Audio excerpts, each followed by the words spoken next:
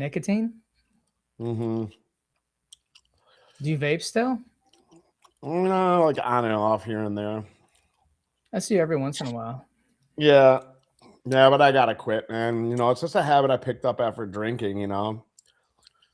So stupid, but I was talking to a friend of mine, and she just like goes from one habit to another. She's like, I kick one, and then another one, I have to replace it with something else. She's like, right. that's just my personality. And then, like, oddly enough, I was on Facebook today, and someone posted about their 20-year-old daughter that is like a huge addict. And I'm like, wow, that's just so young. And I guess they found that she was just trying to educate people that addiction is not necessarily addicted to the drugs. It's like a personality trait. Yeah. I mean, I don't know the science behind it, but they were just trying to state their position in it. But I mean, I do see a pattern in friends and family that, they go from one habit or addiction to the other. So I'm wondering, is it the substance, or is it a personality trait, or maybe a little bit of both? But Yeah, so it depends on like the substance, obviously, and then on like basically the addiction scale or curve. Like obviously some things are physically addictive, like nicotine, alcohol, heroin, cocaine, methamphetamines. Other things are psychologically addictive, which is always the harder of the two components to get off of. So if you look at people who chronically smoke marijuana, people who use chronic use of anything really, the psychological component can be just as strong or stronger as a pull to that substance than the physical piece of it. But yeah, it's 100% a personality trait, and it's a learned personality trait. There's a lot of bad science out there that claims that like addiction is a disease. You're powerless over it. There's nothing you can do.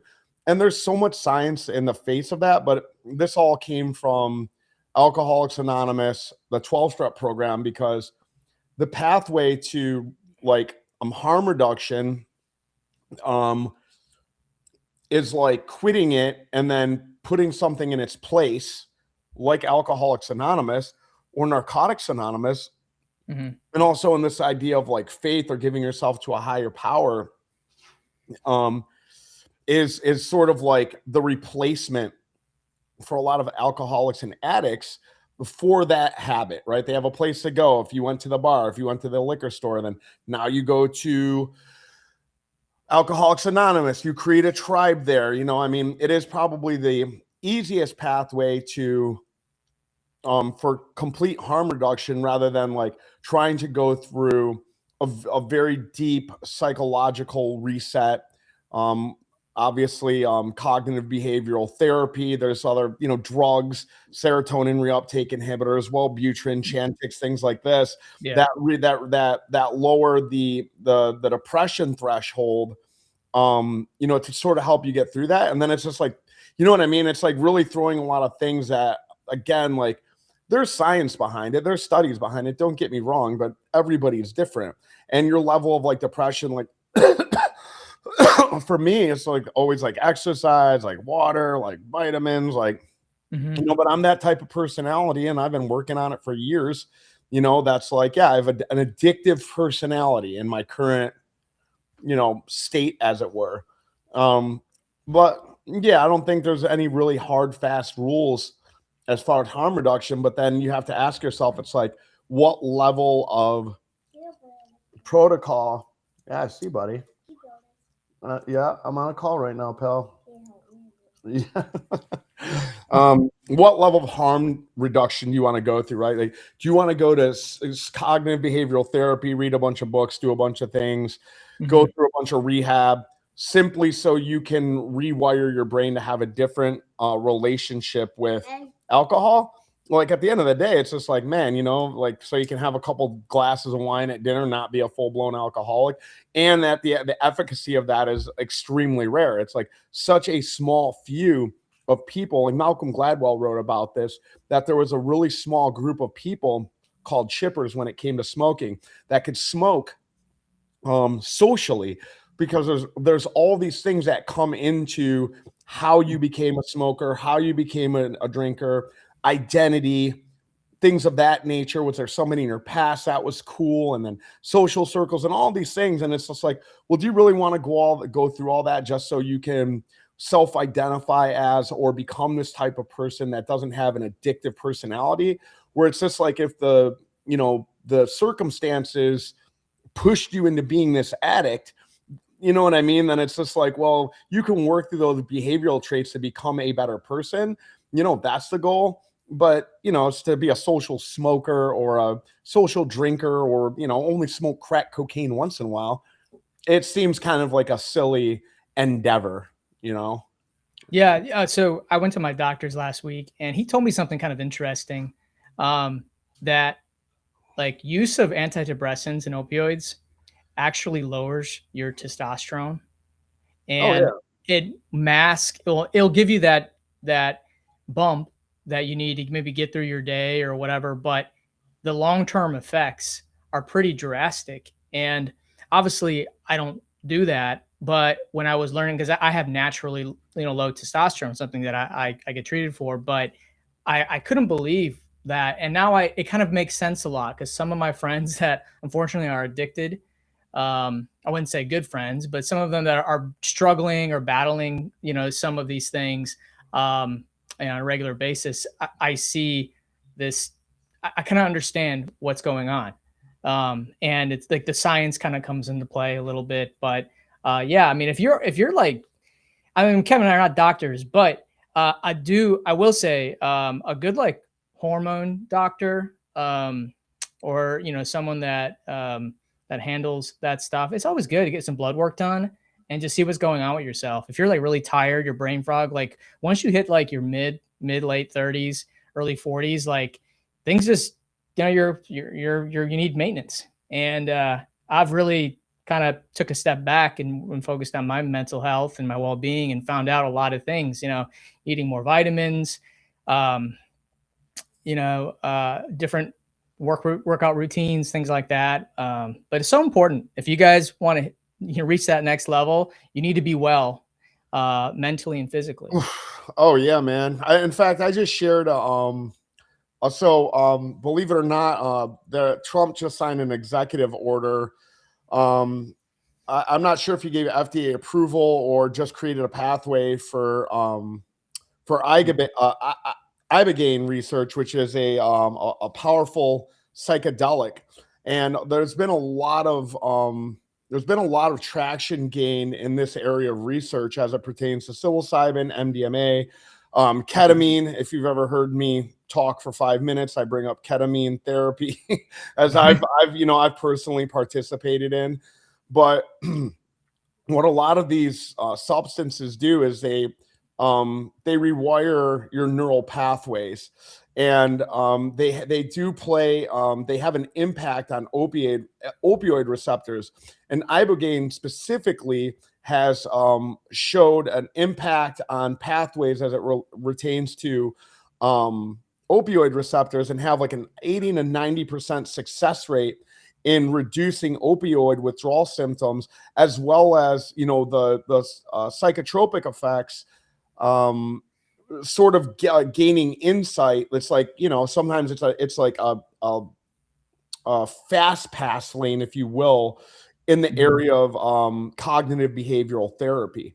And so, what makes this really interesting is like sort of these drivers that they've seen in research and studies, to what we talked about earlier.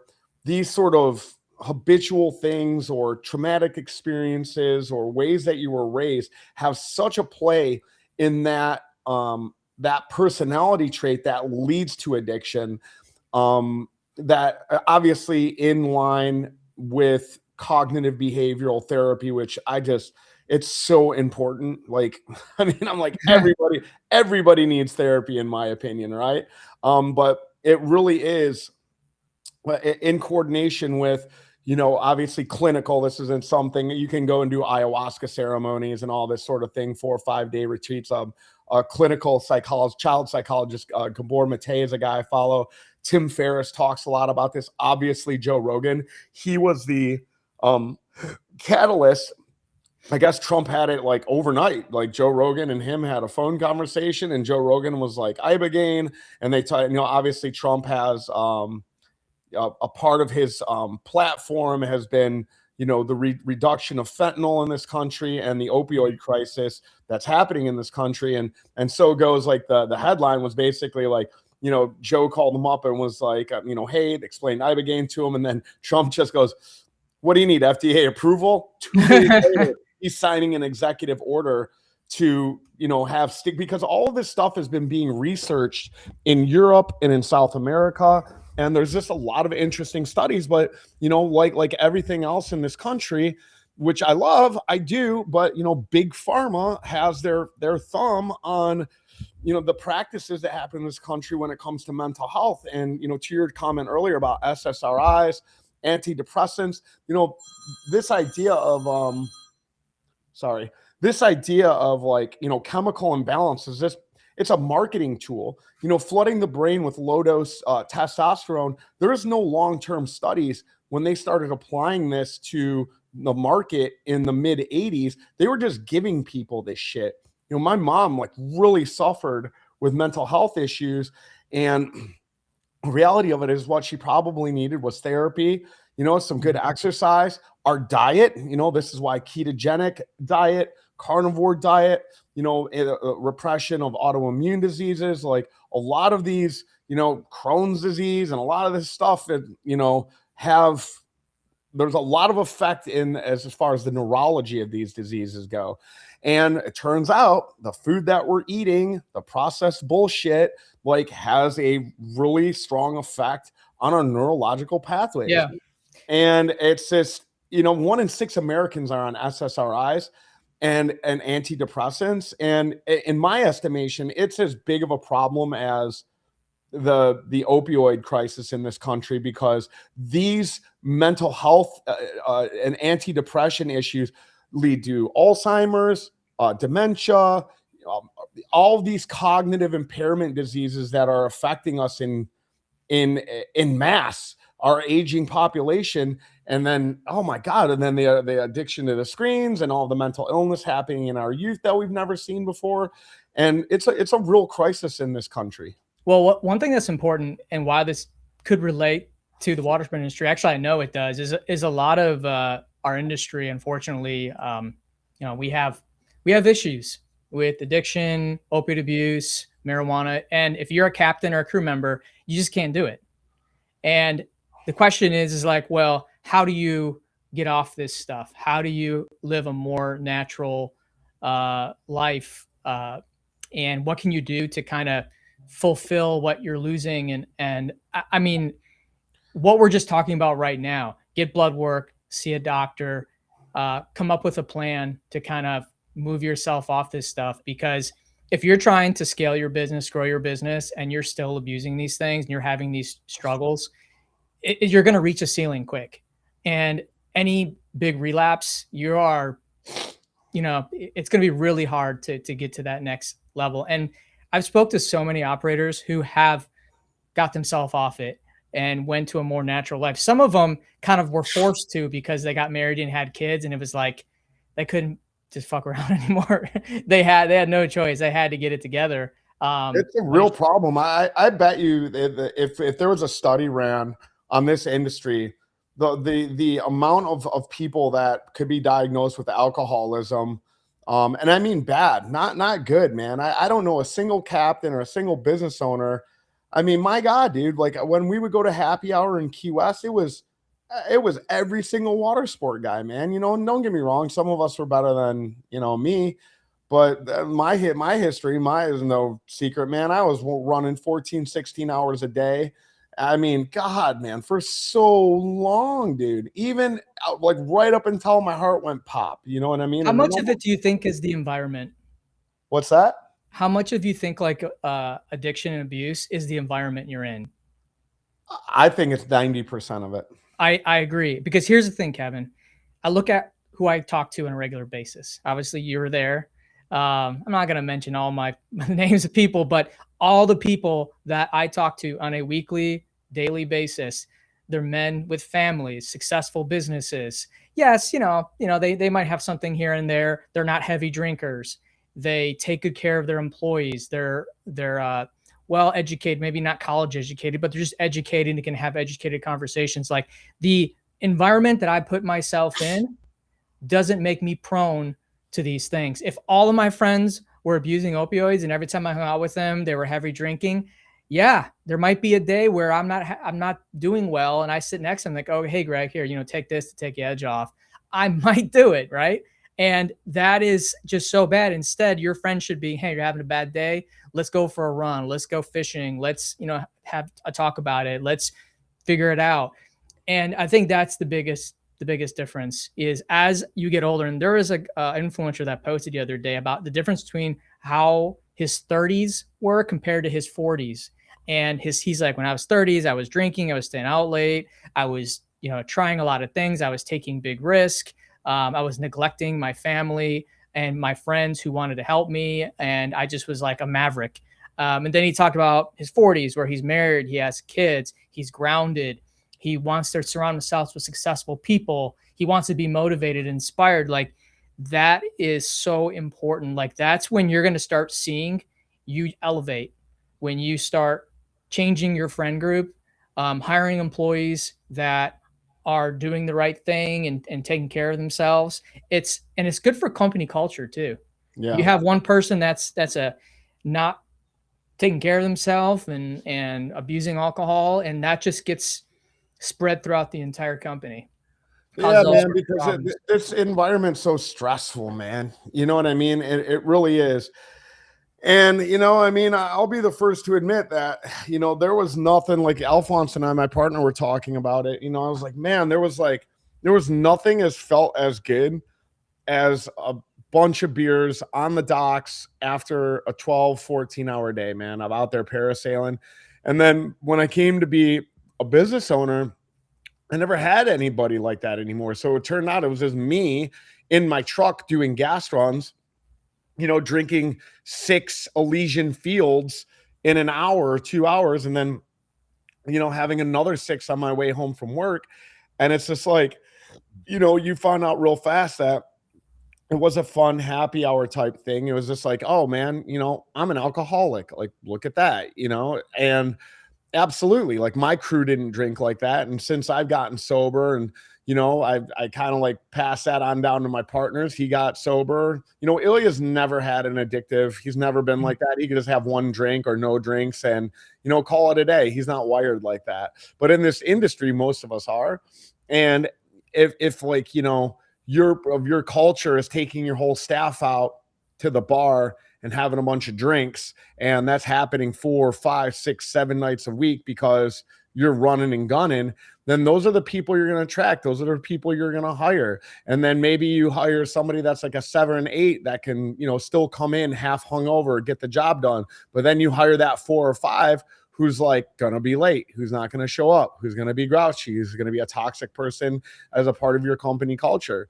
Because you're 100% right. Like at the end of the day, and like to the point of like what we're doing with this peer group is that like we want to be surrounded by like-minded individuals who want to get to the next level, who want to have like really in-depth, deeper conversations about what it's going to be like or how you want to grow or like what those next steps of your journey look like. And that's what I surround myself with all the time. And that's why if you want to call it flexing on social media, or some people like bragging, like, you're going to have haters out there. There's people that are going to be like, oh, why are you being like, why are you bragging? Well, why not? Why not, man? You know what I mean? Why not be excited about your future and your goals and vision boards and share that with people? And the only people I know in my life are the people that are like, fuck yeah, who love having those conversations with me, who when I talk to them and they're down in the dumps and I'm not going to commiserate with them, but I'm like, hey man, we're going to fucking crush it. This is going to be a really great year. They get off the end of the phone and they're like, this is awesome. Anybody who's just like gets off the end of the phone and goes like, fuck that guy. You know what I mean? I'm too, you know what I mean? Ah, man, that guy's bragging and he's da-da-da-da-da. Like those aren't people I want to be with, dude. You know what I mean? See, hey man, I guess when you're done with this conversation, you're going to go to the bar. You know what I mean? I'm going to fucking go home and get a workout in or get a good night's sleep or have dinner with my family. And then, probably stay up late working on some type of project on how to continue to grow my business again better. And at the end of the day, man, that's really fucking hard to beat in any market or in any business. Yeah. You brought up the peer group, and, we started the peer group. We had our first session last week, and, you might be in a market where there is nobody. You don't want to share things to your employees. You don't have a competitor or another colleague nearby that you can have like real serious conversations with. Obviously, you don't want to talk to your parents. They don't, maybe your dad or mom's smart on it, but their peer group is kind of designed for this, is putting you around very successful people who are motivated. They're going to cheer you on. And then you're going to have Kevin and I also in the background, making sure that we are steering in and mentoring in these groups. And that's, I'm part of a peer group myself with a SaaS startup. And that's the first thing I felt when I got in there was, wow, like these people are all like me. They're super motivated. That's where I want to be. Those are the people that I want to know. That's the network that I want to be part of. And really just the whole port and the community that we've been building for the past 5 years is like, when you see those successful operators and you kind of like, I hear this from other guys. Like when you see those successful operators, you're like, what are they doing? And how can I do that too? What's the ingredients? And a lot of it is a lot simpler than you think. Just really focusing, taking care of yourself first, taking care of your employees, and creating a non-toxic environment, not letting addiction and abuse and all this other stuff get roiled in. And then, before you know it, it's just a complete mess. I handle sales, that TMBT, and I always just kind of have like I don't know, maybe it's the best approach. You know what I mean? I'm definitely not thirsty for your money, right? I'm really not. Like at the end of the day, like no matter what it is, any idea I come with, like I'm always like, here's where the value is. I figured it out. You know what I mean? I figured out the math on it. I figured out what it's worth. I figured out what it like we're giving and what we're putting into it, whether it be, like I said, the port, tickets to the port as an attendee, sponsorship opportunities, or the peer group. And I'm always just like, look, man, I can hit you with a lot of like slick rebuttals or, but one way or another, are you in or are you out? Like, what do you want to do here? You know what I mean? Like, because I don't give a shit. I promise you, I don't care. I don't care if the fucking, if you join the peer group, if you sponsor support. I mean, granted, we want your sponsorship dollars. We want you in the peer group, but it's like, I'm not like, this is not my full-time job in business. At the end of the day, like the net ROI that you get out of me, like between the podcast and the book and fucking the event and everything else we do, it's way more one-sided. Like I'm giving so much fucking value that, again, I feel like I'm just like, man, sometimes I'm underselling it, right? Like it's like, all right, you want $6,000 to be in the peer group, I'm like, well, it's probably worth 10. You know what I mean? It's probably worth 15. When we call and we have sponsorships, and the sponsorship's $5,000. And, it's probably worth 20. It's probably worth 25, like all day long. Okay. Because I know what we put into it. I know what we put in this community. And when you're like hemming and hawing and dragging feet, it's like, man, you just walk up and saw a brand new F350 and they retail for $80,000, but it's on sale for $20,000. And it's the last one on the lot. And you're going like, oh, like, I don't know. And man, I'm fucking all the little pussy boy rebuttals that you want to fucking put up. Now's not the time. Let me talk to my wife, all the other bullshit. I'm like, man, I don't have time for this, dude. Like, either you want this great deal or you don't, man. Get the hell out of my way and let me get on to the next person. But I'll tell you, the level of hemming and hawing and feet dragging and everything, when I got to talk to you guys in a sales position, it makes me want to rip my own fucking teeth out. And don't get me wrong, that's sales in general. And I understand that, which is why I fucking don't really handle it all the time for take my boat test. You know what I mean? I have people that work for me for that, because I'm just like, look, dude, this is great. And if you can't see that and you're like, oh, Kevin's a sales guy, he's trying to get money out of me. Yes, dude, I'm trying to get you to move, man, because you guys, most of you work so slow. There's this whole adage that it's like, the $500 client is like calling you, bitching, fucking taking up a bunch of time, agonizing over these fucking, the little tiny decisions. And then the $50,000 client guy's like, ship it. You barely talk to him. He lets you do your job, whether it be consulting, marketing, fucking whatever. And look, at the end of the day, I'm a $50,000 guy, so I get it. You know what I mean? Like I'll pay. And then I'm just like, whatever, dude, let's go. We'll fucking figure it out. Like, you know, and I'm just constantly trying to execute, have my team execute, move on to the next thing. You are stuck because you're stuck in your own ways, because you can't piddle together $250 in 2 days for a fucking an event. You can't piddle together fucking $6,000 for a year's worth of fucking education in this business. And then you're sitting there crying about fucking how you're stuck in your business and you don't know how to grow and every fucking thing else. I don't know if you invest in mirrors in your house, but if you want to know who's in there in your way the most, it's not your employees, not your marketing, not your sales, it's you. Because I have this conversation over and over and over and over and over and over again. And it's always, well, let me without a fucking doubt, you. I'm going to break it down as easy as I can. So let's say that you know nothing about the boating industry. All right. And you want to open up a boat rental business. Let's say that there's another guy in town that wants to do the same thing, but he's been in the industry for 20 years. You guys got the same amount of capital, same location, or just as good as a location, same equipment.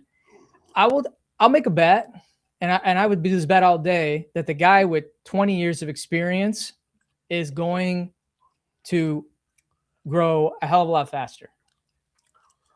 So would you pay $5,000, $10,000 to have that experience, you know, to shorten the gap?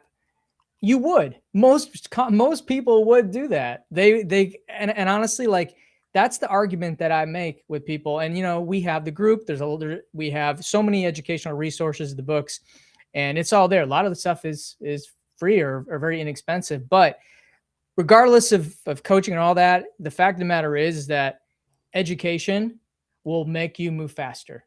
Putting yourself in groups or networks of people that want to grow and are motivated and have something to share, those are places that you want to be. That's how you get there faster. And then when you hit that ceiling, you have a huge network of people that you can call on and say, hey, I've hit my ceiling. I'm kind of stuck. Help me get through to that next plateau. That's what we're talking about here. When you look at the industry, even really, like, you look at the fractionalization of it, and even the biggest operators, you know what I mean? Like in the country, 20, 30 million bucks, they hit a ceiling.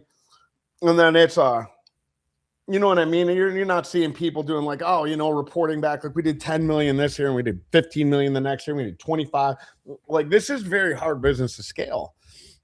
You know, there's very few multi-location businesses who are generating, you know, 7 and 8 figure businesses. It's not like McDonald's, it's not fucking Walmart, you know, it's all family run, small mom and pop shop businesses. And the biggest out of all of us, like I said, 30 million bucks a year. And it took them 20 fucking years to get there. I mean, there's roofing companies that are doing this, guys that are 25, 26, and they're getting to 25, 30 million inside of 5 years.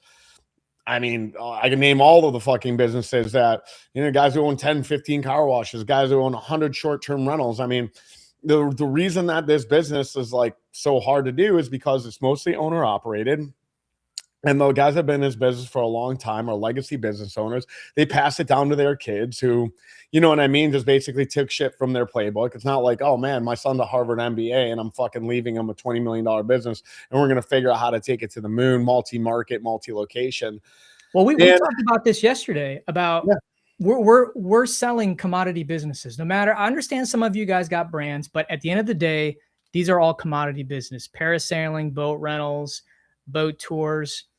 And when you're selling commodity businesses, education is so important, because if you know what to do when you start these commodity businesses from the start, you have the tools, you have the resources, you can make money real quick. I've seen so many of our WaveRes partners literally turnkey, because either they're opening up a second location or they work for someone for 10 plus years. They decide to start their own thing, and man, they are off to the races because they listened. They were good apprentices of their past companies. They're part of our group. They're taking our courses and everything like that, and bam, like they are ready to rock and roll from day one. Just you can't get that anywhere else, and there's really no other place I know of that you can get so much information about this industry. Yeah, so stop being a bitch. Come to the ports, like $250, $350. Stop being a little pussy. It's fucking $6,000. Like, I think you're gonna be okay. Your used pontoon, you paid 15 grand for it, and look at you, fucking hooray, hurrah. It's gonna be okay, I think. So anyway, if you really want to have a great conversation with a really nice guy, then I do handle sales, but I don't handle objections very well. And I think that pretty much sums it up, man. And thanks for tuning in. Yep. As always, are we going to keep it awkward or what? Yeah, I'll keep it awkward, I guess. Yeah, we'll keep it awkward too. All right. See ya. Later.